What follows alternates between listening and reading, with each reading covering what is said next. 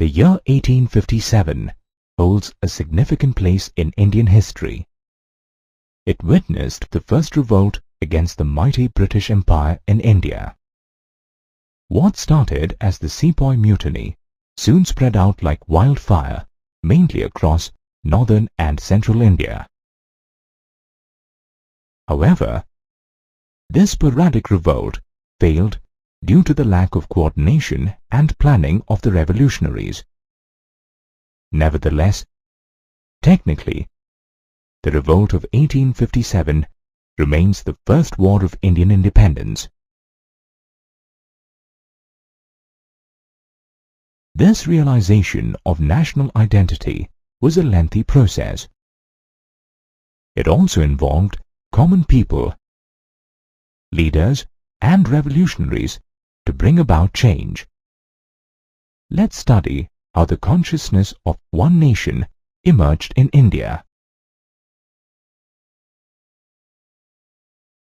In India, the rise of nationalism was intricately linked with the opposition of colonialism, similar to the way it happened in Vietnam. People realized that they were experiencing a common suffering under the oppressive British colonial rule. This understanding brought the different groups together in their anti-colonial struggle. However, each group developed its own method of struggle against the British rule. The event which proved instrumental in the history of the Indian freedom struggle was the First World War. India had been forced to take part in the First World War, in which Britain had fought against Germany. To continue the war, the British had to increase their defense expenditure and so levied new taxes on Indians to amass money. They introduced income tax and increased the custom duties.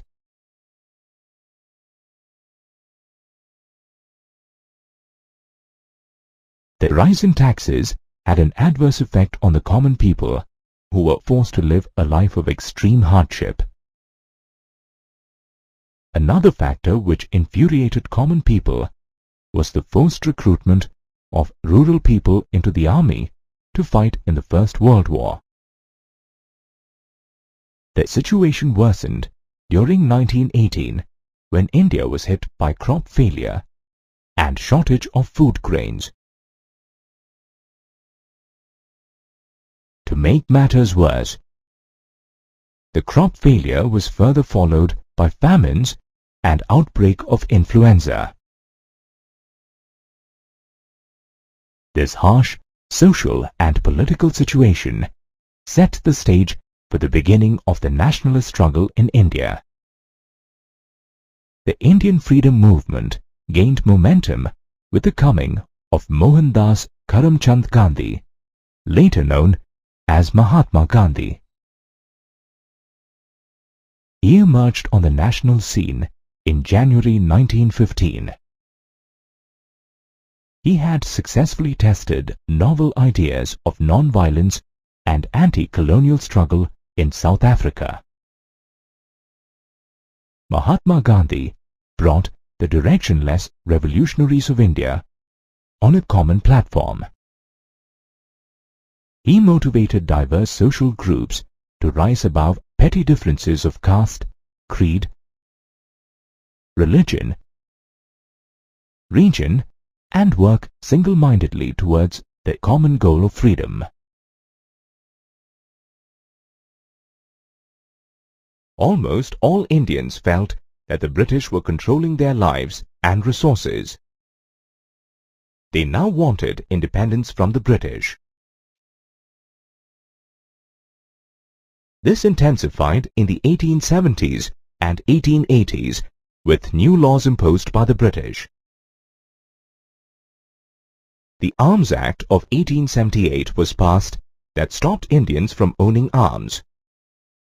This was followed by the Vernacular Press Act, which allowed the British to confiscate the assets of any newspaper that wrote against them. The final straw came when the British opposed the Ilbert Bill, which allowed Europeans to be tried by an Indian court.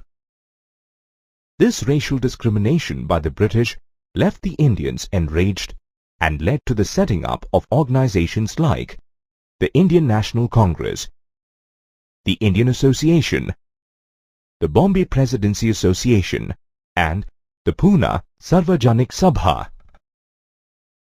These associations wanted India to be sovereign. This meant enabling Indians to operate without interference from the British. The Indian National Congress was formed in December 1885, when 72 delegates from all over India met at Bombay. Dada Bhai Naroji, an Indian businessman settled in London, and A.O. Hume, a retired British official, guided the younger nationalists of the Congress. The Congress, in its initial years, adopted a moderate outlook in its demands. It demanded more Indians in high positions in the government, the abolishment of the Arms Act, the separation of the executive from the judiciary, and the freedom of speech and expression for the Indians. At the same time, the Congress passed resolutions on issues like forest laws, the salt tax, and the welfare of Indian labourers working abroad. Speeches were given against the British, and newspapers were published criticizing them for India's economic downfall. The Congress felt that it was important for the British to understand the feelings of the Indians.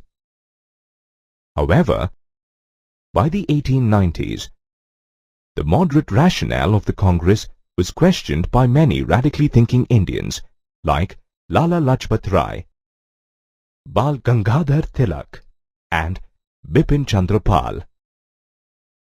These leaders believed in self-reliance rather than waiting for the British government to understand the needs of the Indians. Tilak also raised the famous slogan, "Freedom is my birthright, and I shall have it." In 1905, the British partitioned Bengal, citing administrative convenience, while their actual motive was to create a rift among the Bengalis and also to restrict the influence of the Bengali politicians. This act enraged Indians, and both the moderates and the radicals from the Congress organized movements and meetings against this in different parts of India. This struggle, known as the Swadeshi movement, was fought against the British rule. It advocated national education, self-help, Swadeshi enterprise, and the use of Indian languages. However, the partition of Bengal was supported by the All India Muslim League. In the meantime, the Congress split in 1907 and was now led by the moderates, while the radical group, led by Tilak, worked separately. However, in 1915, both the groups united again. They signed the historic Lucknow Pact in 1916 with the All India Muslim League to work together for their cause.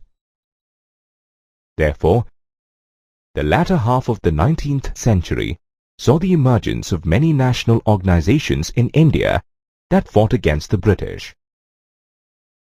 Non-violence comes to us through doing good continually without the slightest expectation of return. Such were Mahatma Gandhi's thoughts on fighting injustice. Gandhiji followed non-violence in all his actions and practices, and this made him very dear to the people of India. The ideals of Gandhiji were adopted by many during the protests and satyagrahas all over India during the freedom struggle. Let's take a look at some initiatives taken by people across the country.